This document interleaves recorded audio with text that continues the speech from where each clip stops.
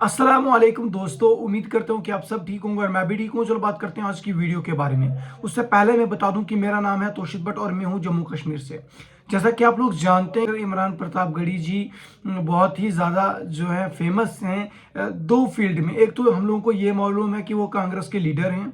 दूसरा, हम लोग ये भी जानते हैं कि वह एक बहुत ही अच्छी नज़म पेश करते हैं। जहाँ पर भी जाते हैं वो एक नज़म पेश करते हैं। तो एक नज़म उन्होंने 4-5 हफ्ते पहले उन्होंने एक पेश की है।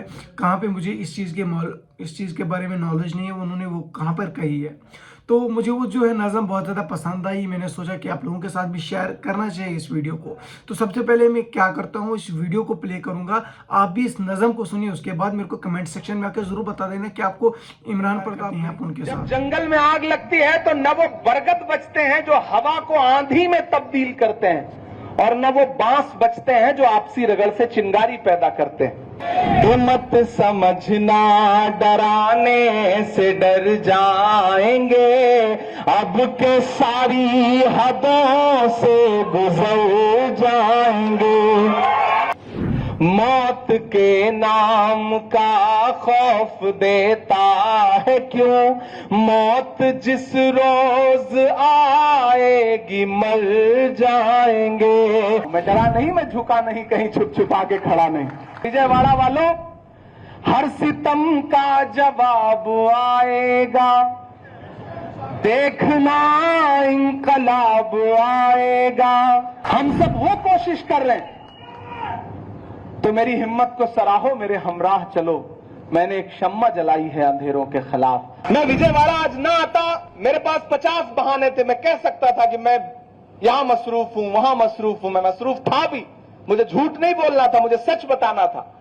लेकिन जब विजय राव जी आए तो मुझे लगा कि एक इंसान जिसकी उम्र इतनी है, वो कितनी मोहब्बत के साथ चाहता है कि कम्युनल हार्मोनी पे बात हो, एकजुटता पे बात हो। मैंने कहा विजय राव जी आप चलिए, आप करिए प्रोग्राम। कुछ नहीं, मैं सीधे हाजिर होता हूं। मैं एयरपोर्ट पे उतरा, न तो चेंज करने गया, न मौका भी नहीं था। मैं सीधे आपके बीच में हाजिर हुआ। मुझे लगा कि आप सारे लोग पसीने में बैठे होंगे परेशान होकर के।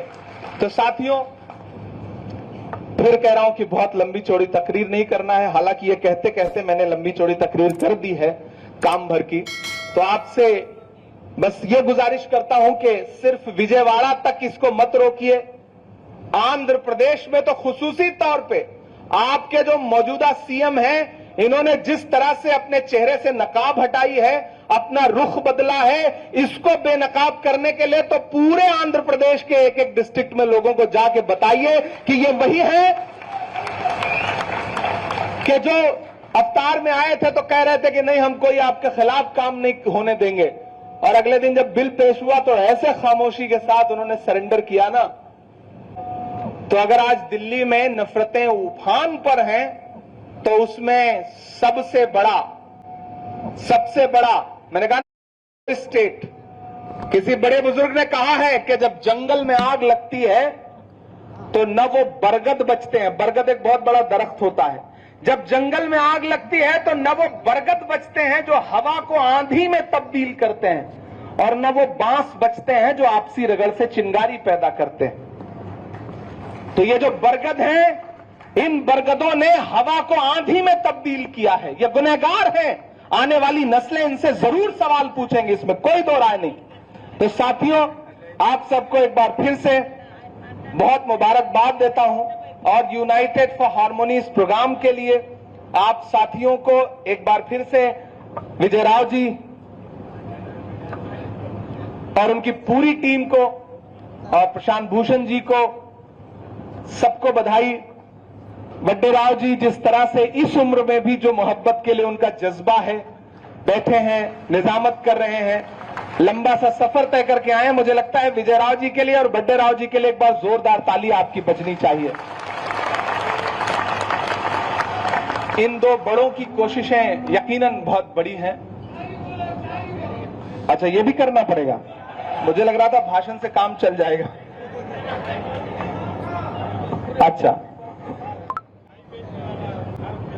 अच्छा, वो भी सुनाना पड़ेगा। मुझे लग रहा है आज ही सारा हिसाब किताब आप लोग कर लेंगे। बहुत सारी नज़्मों के लिए साथियों ने हुक्म दिया है। अब मैं खुद फैसला नहीं कर पा रहा हूं कि मैं क्या सुनाऊं। मैं बस एक छोटी सी नज्म सुना करके आपसे विदा ले लेता हूं।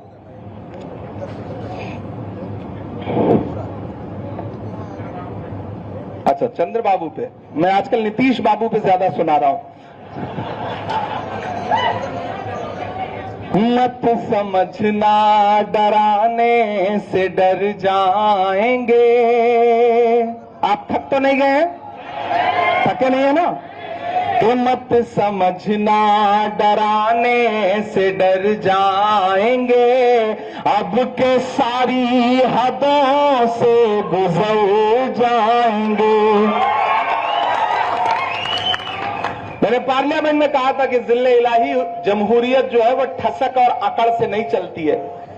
इसी ठसक के साथ देश की पार्लियामेंट में सीए का कानून भी लाया गया था ना, याद है आपको? और होम मिनिस्टर साहब ने क्रोनोलॉजी समझाई थी। लेकिन मैं मीडिया के साथियों को उस कानून का सच बताता हूं कि उस कानून के आने के बाद आज तक, जब नारा यह लगाया गया था कि पड़ोसी मुल्कों से हिंदू भाइयों को ला करके भारत की सिटीजनशिप दी जाएगी, लेकिन आप यकीन जाने ये डेटा है पार्लियामेंट का कि आज तक जब से वो कानून आया है 2000 हिंदू भाई भी नागरिकता लेने के लिए इनके पास नहीं आए, 2000 भी। लेकिन उसके उलट पिछले 10 साल में इस देश के 15 लाख से ज्यादा लोगों ने हिंदुस्तान की सिटीजनशिप छोड़ दी है और दूसरे देशों में जाकर के बस गए। मैंने उस दिन उनके मुंह पे कहा तो वो बगले झांकने लगे। मैंने कहा आप इसी जिद के साथ किसानों के खिलाफ भी कानून लाए थे और आपने बड़े बड़े फायदे गिनाए थे किसानों को कि ये जो फॉर्म्स लॉ हैं इनके बड़े फायदे हैं। जैसे आज वक्फ के कानूनों के बड़े फायदे गिना रही है भाजपा।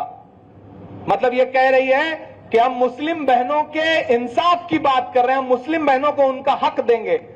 मैंने कहा बिल्किस बानो के बलात्कारियों की रिहाई पर उन्हें माला पहनाने वाले मुस्लिम बहनों के हक और इंसाफ की बात कर रहे हैं। उन्होंने कहा हम गरीब मुसलमानों को इसमें हक देंगे।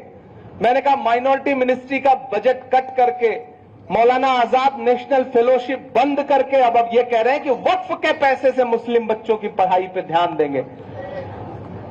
उन्होंने कहा हम गरीब मुसलमानों का भला करना चाहते हैं। हमने कहा तबरेज अंसारी से लेकर, पहलू खान से लेकर के, अखलाक से लेकर के कई सारे लोगों।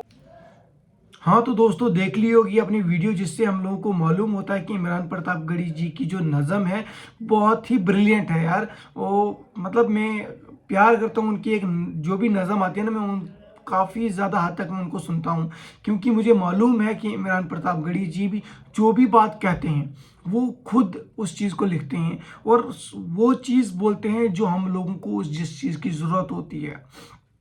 तो आप लोगों को क्या लगता है कि इमरान प्रतापगढ़ी जी ने जो नज़म कही है आज, तो उस नज़म के बारे में आपका क्या ख्याल है? और हाँ, अगर आपको वीडियो पसंद आई होगी तो एक लाइक और कमेंट ज़रूर मार देना, क्योंकि आपके एक लाइक और कमेंट की वजह से मेरे को बहुत ज़्यादा मोटिवेशन मिल जाती है। और हाँ, अगर आप दोस्तों के साथ इस चीज़ को शेयर करेंगे तो उन लोगों को भी मालूम हो जाएगा कि इमरान प्रतापगढ़ी जी ने जो नज़म कही है तो कितनी प्यारी आवाज़ है उनकी, अल्लाह तबारक व तआला ने क्या नवाजा है उनको। और उसके अलावा अगर आप मेरे चैनल पे नए हैं तो सब्सक्राइब के बटन को ज़रूर दबाएं, क्योंकि ताकि मेरी जो है आने वाली वीडियो आप तक सबसे पहले पहुंचे,